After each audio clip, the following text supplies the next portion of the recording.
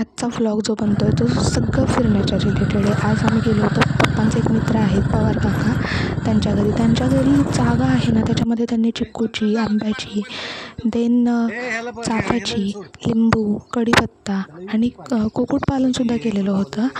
आणि घर एवढं छान आणि एकदम शांत वातावरण होतं. मला खूप आवडलं.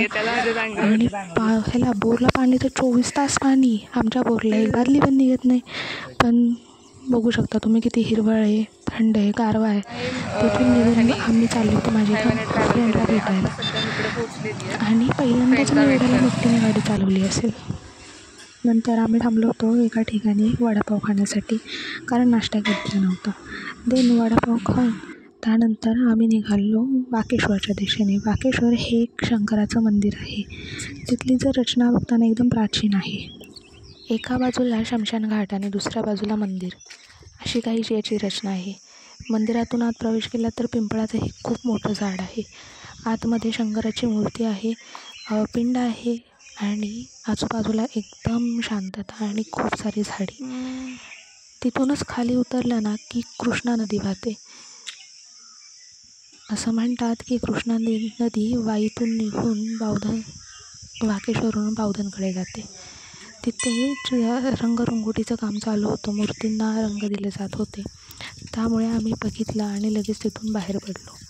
पाण्यात पाय टाकायची इच्छा होत होती, पण कुठेतरी भीतीही वाटत होती, त्यामुळे पायी काय टाकू शकले नाही. इथून पाणी येत होतं आणि ते काका तिथे रंग करत होते, त्यांनी तिथलं पाणी पिलं, म्हणून आम्हीही ते पाणी बाटलीत भरून घेऊन इथून बाहेर पडलो. बाहेर जातानाच एक नंदी महाराजांची मूर्ती दिसली. हे जे होतं ते विठ्ठल रुक्माईचं मंदिर होतं आणि जी नंदींची मूर्ती होती तिचा एक पाय तुटलेला होता. मला असं वाटतं की आत्ता ह्याचं रिस्टोरेशनचं काम चालू असावं. ते इथून बाहेर पडलो आम्ही आणि गेलो नाना फडणवीस वाडा वाई. तिथे बघायला एंट्री फी 70 रुपये होती आणि ऑडिओ गाईड घेण्यासाठी 30 रुपये फी होती. आम्ही ते घेतलं आणि वर बघायसाठी गेलो. अगदी पुरातन काळातला वाडा होता आणि प्रत्येक पॉईंटची माहिती तिथं लिहिलेली होती. त्यांना चित्रकलेची आवड होती. तिथं अगदी मस्तानीच्या चित्रापासून बऱ्याच वेगवेगळी चित्रं तिथे काढलेली होती आणि प्रत्येक पॉईंटला काही ना काहीतरी महत्त्व होतं.